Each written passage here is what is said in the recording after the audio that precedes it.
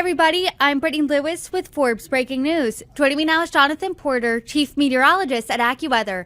Jonathan, thank you so much for coming on again. Good to be with you, Brittany. Active weather pattern. Very active weather pattern. That's why I brought you on, actually, so you could provide a bit of an update for our viewers here. You came onto the program on Monday, and we talked about California being slammed by heavy rains, mudslides, wind. You called the situation life-threatening flooding. So can you give us an update here? What is California seeing now?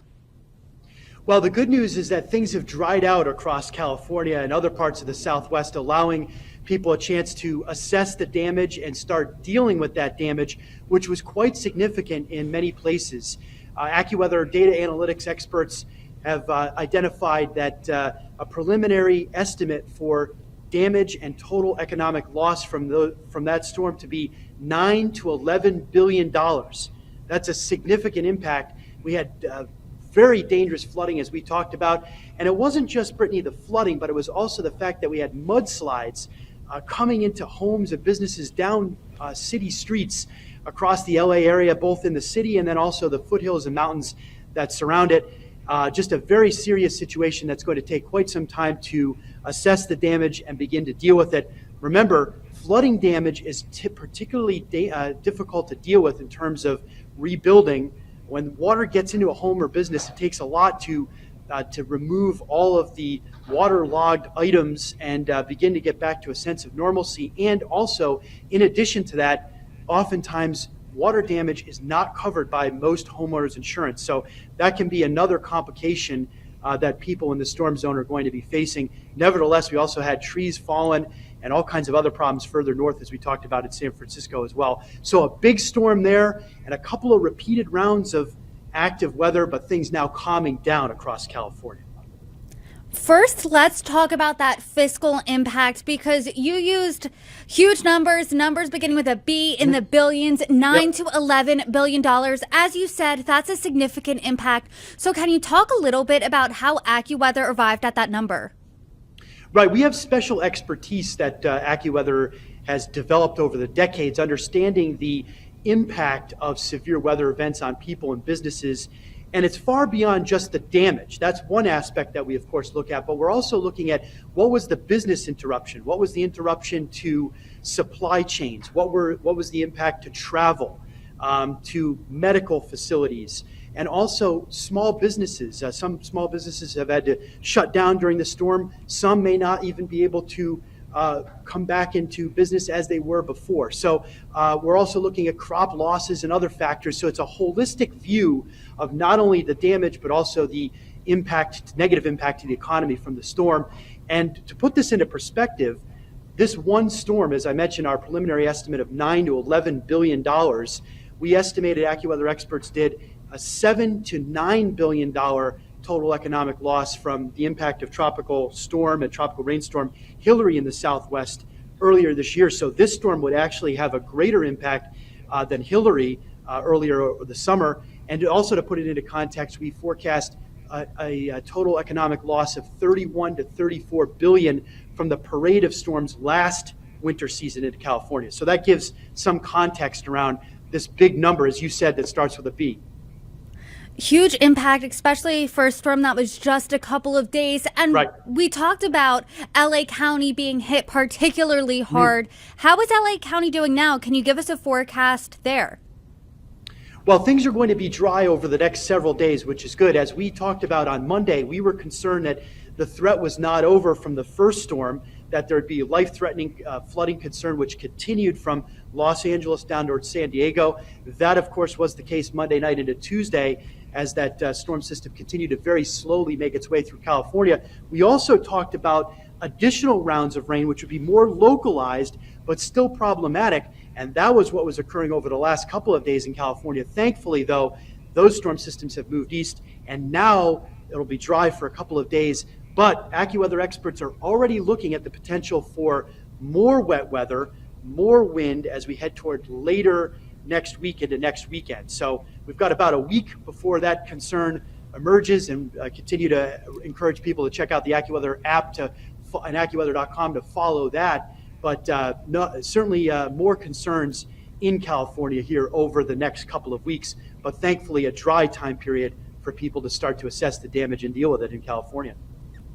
A dry time definitely is what's needed now, but when you look forward to the next week, is that that storm pattern, is that as life-threatening as the past one? Well, it's going to be disruptive, and in some cases there's going to be some significant concerns in terms of the weather pattern that evolves. First, later this afternoon, we're actually talking about an unusual risk for severe thunderstorms, including perhaps a few tornadoes across parts of southern Wisconsin and northern Illinois, Chicago, northwestward toward Rockford, and also toward Madison and Milwaukee, even up toward Green Bay.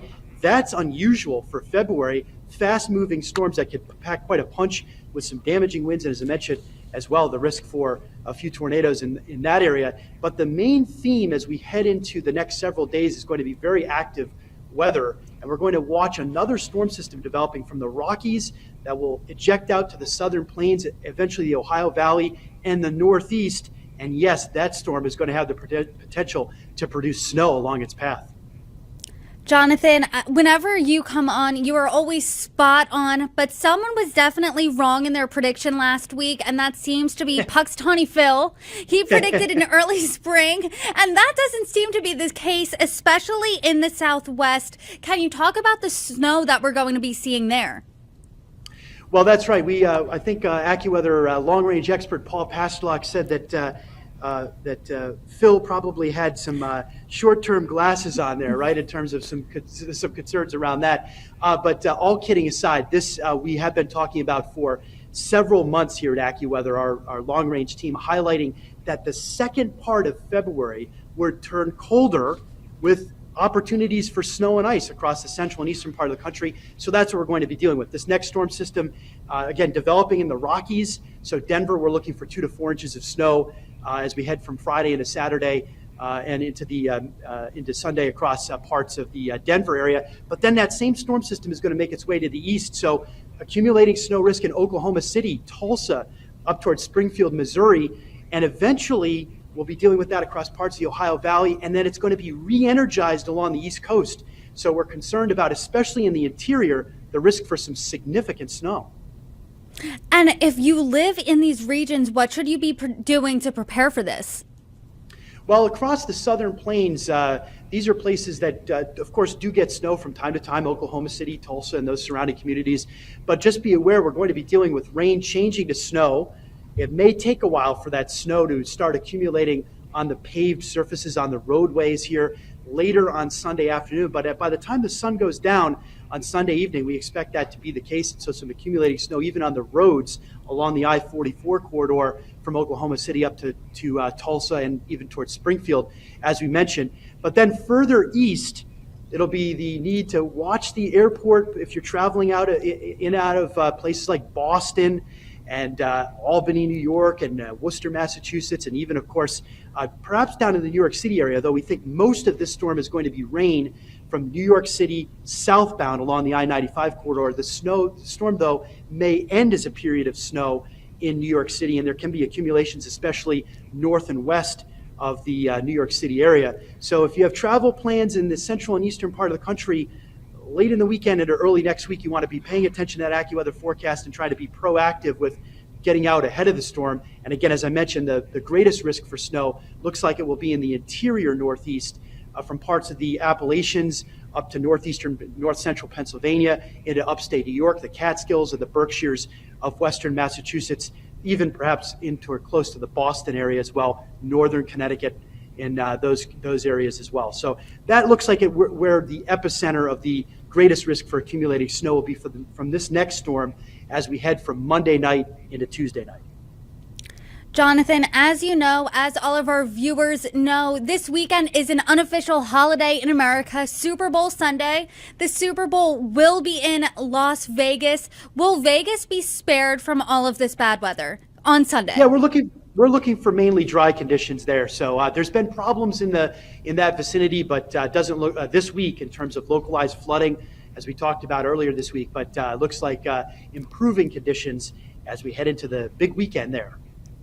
That sounds like good news for anyone going to Vegas, traveling to the Super Bowl. Per usual, Chief Meteorologist at AccuWeather, Jonathan Porter, thank you so much for joining me. Good to be with you.